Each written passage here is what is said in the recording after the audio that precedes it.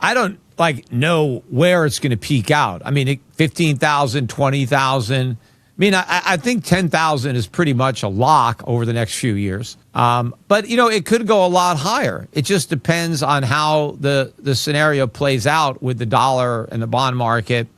But, I would not be surprised. We're 10 ounces of gold. As I said, the Dow is worth 10 ounces of gold. It was worth over 40 25 years ago. I think it's pretty much almost a sure thing that we're going to go down to 5. The real value of the American stock market is facing a historical reckoning as the Dow-to-Gold ratio continues its long-term decline. While nominal record highs often capture the headlines, the real purchasing power of the Dow Jones Industrial Average has eroded significantly when measured in sound money. 25 years ago, the Dow was valued at over 40 ounces of gold. Today, with the Dow at 50,000 and gold hovering near $5,000, that ratio has plummeted to just 10 ounces.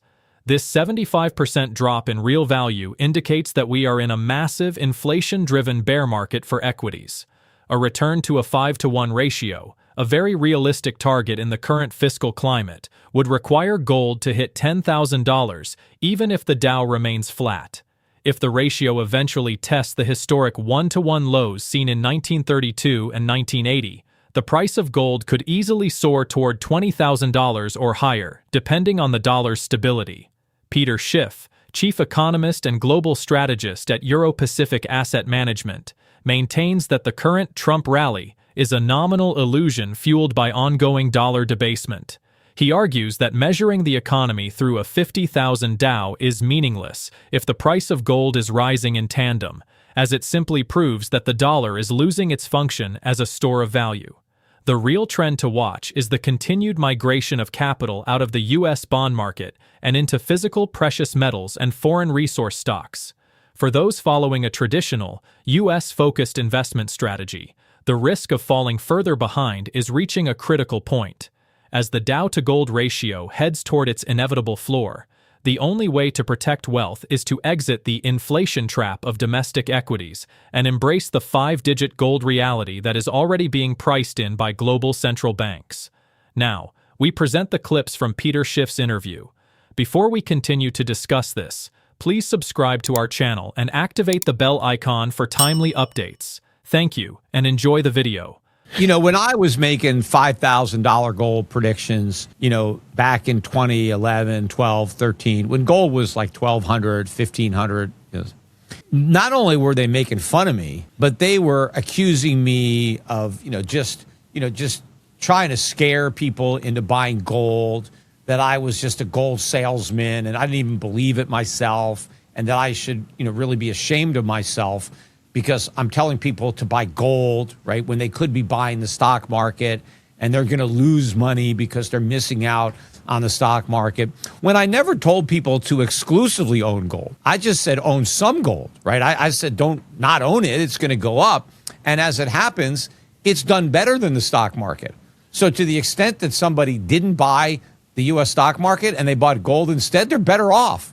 But, they never used to attack people for, who were in the stock market, who managed, they were brokers or asset managers, and they would come on and they would talk their book, and nobody ever attacked them. It's like, hey, come on, you're just saying that because that's your business, right? You're just pumping stocks because you want people to buy. They all of the criticism was reserved for me because I was saying buy gold, something they knew nothing about and they didn't care about. Well, clearly they should have, because gold has done better than the stock market for 25 years, 26 years. And there's a reason for that. I mean, I knew why the price of gold was going to go up. It wasn't just some random thing. And I wasn't telling people to buy gold because I sold gold. I got into the gold business because I thought people should own it. And I saw other companies were overcharging people for gold. And so I set up my own company, Schiff Gold, so that people wouldn't get ripped off when they bought gold. But years before I was selling gold, I was still telling people to buy it because I thought they needed to own it. I was still, stockbroker, but I thought people needed to own gold. But yeah, now I notice that when people come on and they say, oh, $7,000, $8,000 gold, whatever. I mean, yeah, they don't get laughed at. They don't get made fun of. And they never made fun of the Bitcoin guys. I mean, I see these Bitcoin guys who not only own Bitcoin, but their entire livelihood is Bitcoin. They're in a Bitcoin company. And they go on, they say, Bitcoin's going to 200,000, Bitcoin's going to 1 million. And nobody ever questions their sincerity. No one says, oh, come on, you're just saying that because you have a Bitcoin company, right? No, nobody ever questions their objectivity the way they question mine. Oh, and the way they deal with it now, like on a CNBC, I haven't been on in over 10 years, right? They stopped having me on because of, my forecast. Meanwhile, my strategy is doing great. People who invested in gold stocks now over the last 10 years have done better than the S&P. Mm-hmm. I've had a big weighting in gold and silver stocks, and now over a 10-year time frame. Now, that wasn't true 2 years ago. We were way behind 2 years ago. But in the last 2 years, we caught up and then passed them. And I think that this trend is going to continue. So I think over the next several years, people who are following a mainstream U.S.-focused approach are going to fall further and further behind people who are following my strategy, which is gold and silver stocks, physical precious metals, but also non-U.S. stocks, foreign stocks, emerging markets, resource-type investments. This is what's going to be making money for many, many years to come. The stuff that worked in the past isn't going to work and is not working in the present, and it's going to work even worse. I don't know where it's going to peak out. I mean, 15,000, 20,000. I mean, I think 10,000 is pretty much a lock over the next few years. But, it could go a lot higher. It just depends on how the scenario plays out with the dollar and the bond market. But, I would not be surprised. We're 10 ounces of gold. As I said, the Dow is worth 10 ounces of gold. It was worth over 40 25 years ago. I think it's pretty much almost a sure thing that we're going to go down to 5. The record low for the Dow priced in gold is around 1-to-1. And that happened twice, in 1932 and 1980. Now, if the Dow and gold are 1-to-1, the Dow's 50,000. I mean, if the Dow just stays here, then gold goes to 50,000, right? Now, the Dow could crash. The Dow could go to 20,000 and gold can go to 20,000. That's still 1-to-1. But if we just get to 5-to-1, which I think is a very realistic number. If the Dow stays where it is at 50,000, gold needs to go to 10,000, and now it's 5-to-1. But if the Dow rises, then gold's got to be higher than 10,000 to get. If Trump is right and the Dow goes to 100,000, well then gold's got to go to 20,000 to get 5-to-1. Yeah. But I think we're going to be at least 5-to-1. But I think it's going to be a lot lower. I think we're going to get close to 1-to-1, maybe not exactly, but maybe below 2-to-1. Before it bottoms out. And my thinking would be, if you could buy the Dow Jones for less than 2 ounces of gold, you should do it. You're probably getting a really good deal. Yeah, but right now, at 10 ounces of gold, I still think the U.S. stock market's overpriced. The long-term performance of gold and silver has fundamentally dismantled the mainstream argument that precious metals are dead assets. For over 25 years, gold has quietly outperformed the S&P 500, a trend that accelerated in 2024 as the de-dollarization trade and a sovereign debt crisis took center stage. While earlier predictions of $5,000 gold were once dismissed as fear-mongering, they have now become the baseline reality for 2026, with the Dow-to-Gold ratio collapsing from over 40-to-1 in 1999 to its current level of approximately 10-to-1. The real value of U.S. equities is being liquidated in favor of sound money. A move toward a historic 5-to-1 or even 2-to-1 ratio would make $10,000 to $20,000 gold a mathematical inevitability as the dollar's purchasing power continues to evaporate. The Sell America trade is no longer a fringe theory, but a necessity for modern wealth preservation. While the mainstream remains focused on nominal highs in a 50,000 Dow, the underlying economy continues to weaken under the weight of debt and persistent inflation. The strategy for the next decade requires shifting away from dollar-dependent assets and into high-leverage gold and silver miners, physical bullion, and emerging non-U.S. markets.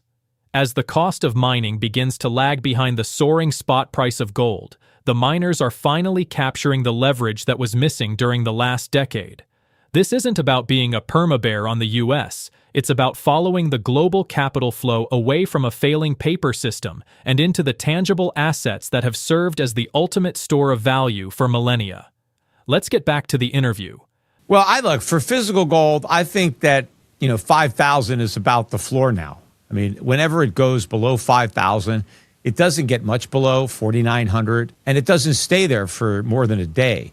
So I think that's really the new support level for gold. So, people should be buying gold here, not thinking they're buying the high, but they're buying the new floor.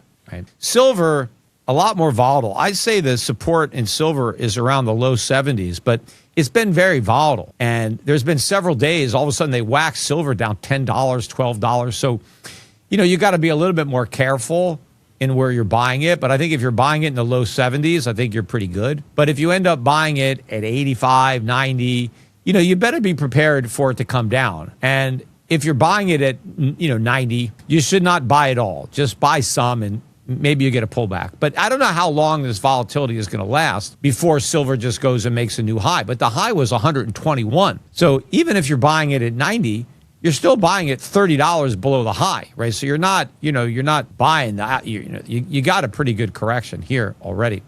Now, the mining stocks are a whole different animal. I think they're ridiculously cheap. And the reason for that is, yes, they've gone up. I mean, they've tripled, but the price of gold and silver have tripled. The stocks should have gone up a lot more given the leverage they have. And the reason they haven't is because investors are still so skeptical of this rally. They've been skeptical the entire time. So they're not willing to reprice the mining companies as if gold and silver are going to stay at these prices. They expect the prices to fall. And so they're not, ratcheting up their earnings estimates for the outer years because they expect that by then gold and silver prices will be down. But not only are they wrong to believe that the gold and silver prices are going to fall, they're wrong not to understand they're going to keep rising. So the earnings estimates are way off on these companies. And that's why they're actually cheaper now than they were a couple of years ago before they tripled. Now, to me, I bought them all back then. I was buying them hand over fist because I knew the gold and silver price were going to go up. I knew the market was wrong. But the people who were wrong a couple of years ago, they're still wrong. Even though the prices went up, they don't believe it's sustainable. So they're wrong again. So I'm not buying a lot of gold and silver stocks right now myself because they're already such an overwhelming portion of my portfolio that I've been buying more energy names. I've been buying more emerging markets, stuff like that, just because my gold and silver portfolio is now such a large part of my overall portfolio, given the gains. Right, because I was 50, they were 50% of my portfolio before they went up. Right? Mm-hmm. So, but for people who are just coming on board, if they don't own any gold and silver stocks at all, they're the first stocks I'm saying you got to buy. I mean, they're a slam dunk as far as I'm concerned. But yeah, and I manage a gold fund too, which I think is a great opportunity because our gold fund has underperformed the indexes because we have about a third in these small real junior miners, which have not moved nearly as much as the bigger companies, but which I think have the potential to move up a lot more as the bull market matures and investors have more confidence in the longevity. So, it's great to be buying my gold fund. The symbol, if you want, you can get it no load at any discount broker. It's EPGIX. It's the Euro Pacific Gold Fund, EPGIX. Or you can go to, Europac.com, talk to my advisors. We also have separately managed accounts where we have strategies that are in gold and silver mining stock. Now, we also have, more broad strategies, foreign dividend paying stocks and things like that.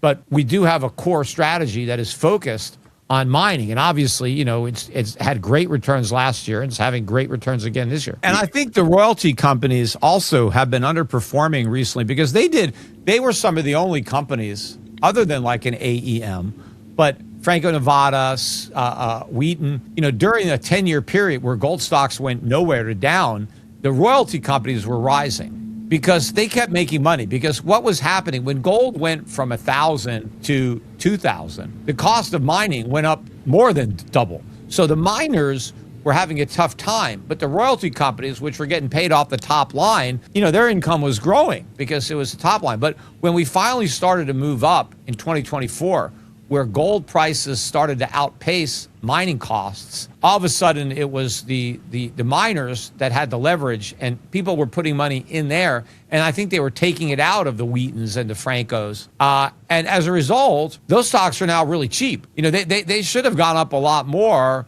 than they did. But I think, they got cannibalized. I think that rather than having a lot of new money come into the mining sector, I think some of the people rotated out of the more defensive mining stocks and then bought like the IM Golds and the Kinross Golds and the Alamos Golds and, you know, a lot of these companies, New Gold, and, you know, and they've had much bigger moves now recently because that money has come in. But I think now these royalty companies, to me, look like a pretty good deal. And especially if you get a big pullback in the metals or something, I mean, they're probably a safer way to play. But I don't expect a big pullback. I expect, you know, we're going to have small pullbacks because there's so much money coming in to the space. You know, not just the central banks, which are going to expand their gold buying, but the private investor demand that really wasn't there for decades is now there. And I also think a lot of the money that went into crypto and a lot of the institutions that put their toe in the water with crypto as, you know, a dollar alternative, now that they don't like the temperature, I think they're going to look at gold, you know, as a more viable alternative for the de-dollarization trade, as a safe haven, as an inflation hedge.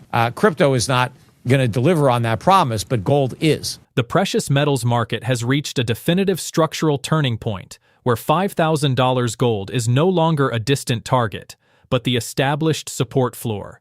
While silver remains more volatile, finding a solid base in the low 70s, the broader trend is being driven by a historic shift in global liquidity. Central banks are expanding their bullion purchases, just as private institutional demand awakens from a decades-long slumber. This new influx of capital is increasingly coming from investors who previously viewed crypto as a dollar alternative, but are now rotating into gold as the only proven hedge for the de-dollarization trade. Despite the rise in metal prices, mining stocks remain ridiculously cheap because the market has yet to price in the sustainability of these levels. As gold prices finally outpace mining costs, the operational leverage for companies like Kinross Gold and Alamos Gold is reaching an inflection point. Furthermore, the defensive royalty sector, featuring names like Franco-Nevada and Wheaton Precious Metals, offers a compelling value opportunity after being cannibalized by investors chasing high-beta miners. For those just coming on board, the junior mining sector represents a massive catch-up opportunity as the bull market matures and earnings estimates are forced to reflect the new reality of permanent high-price environments. Share your thoughts on this analysis in the comment section below. If you find this video informative, please support us by liking this video and subscribing to our channel for more financial insights. Don't forget to hit the notification bell so you never miss an update. Thanks for watching.